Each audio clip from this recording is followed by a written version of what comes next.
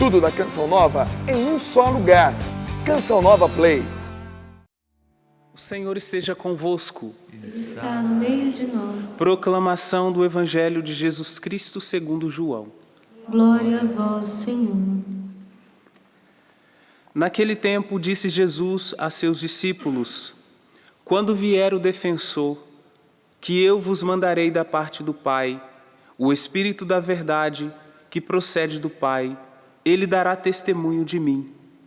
E vós também dareis testemunho, porque estáis comigo desde o começo. Eu vos disse estas coisas para que a vossa fé não seja abalada. Expulsar-vos-ão das sinagogas, e virá a hora em que aqueles que vos matar julgará estar prestando culto a Deus. Agirão assim porque não conheceram o Pai nem a mim. Eu vos digo isto para que vos lembreis de que eu o disse quando chegar a hora. Palavra da salvação. Glória a vós, Senhor. Irmãos e irmãs, nessa primeira leitura, nós podemos aprender com a atitude de Lídia, essa mulher rica, que acreditando em Deus e escutando a palavra de Paulo, acreditou e mais ainda que acreditar, ela teve gestos concretos para ajudar na evangelização. O gesto concreto dela foi a acolhida, acolher os apóstolos na casa dela, dar todo o suprimento, tudo o que eles necessitavam. Nós podemos fazer isso também. Aquilo que eu posso fazer para que a palavra de Deus seja mais conhecida, seja falando como o padre fala agora, seja de maneira concreta, acolhendo talvez em nossa casa, isso é participar também da evangelização. Isso é permitir que a vida seja inteiramente transformada por Deus.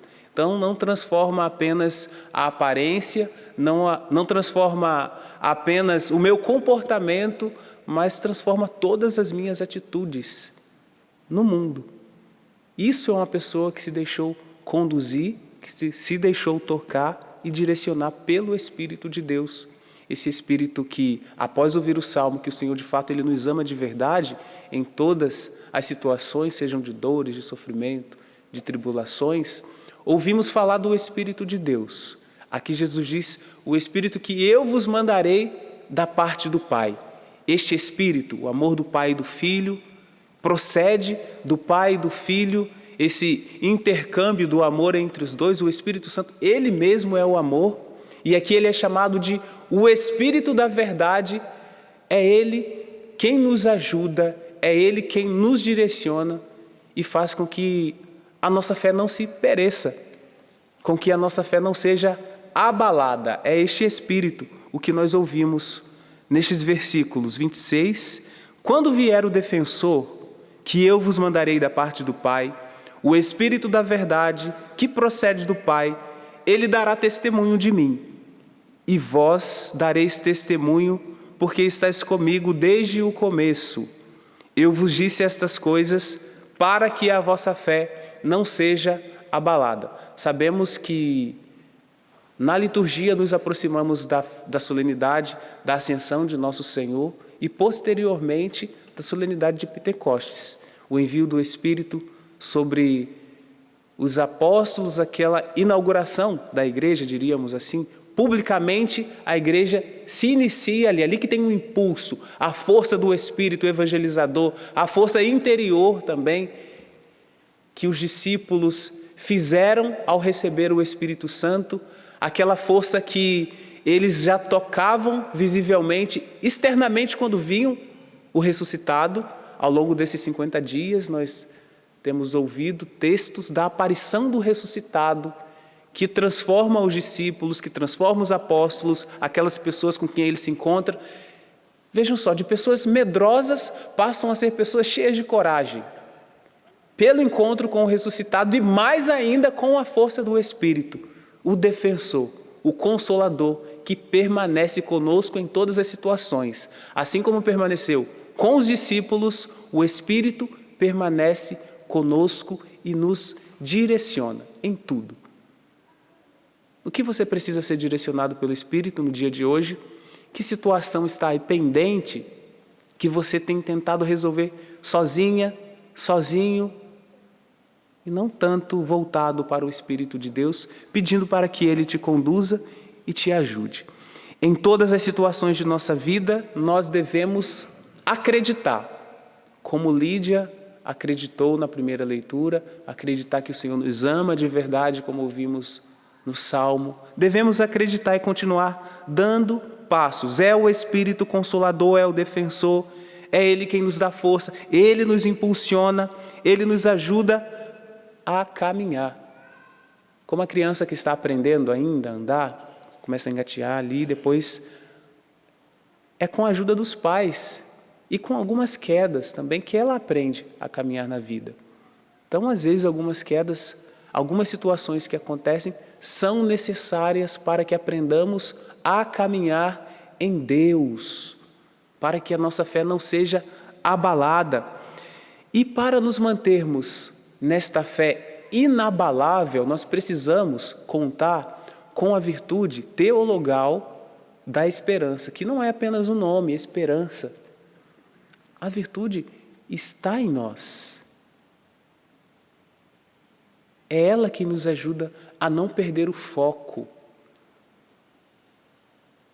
É o fio do alto, que vem diretamente do coração de Deus. Não são as esperanças humanas, pequenas. Essas esperanças humanas apenas, nessa nós esmorecemos.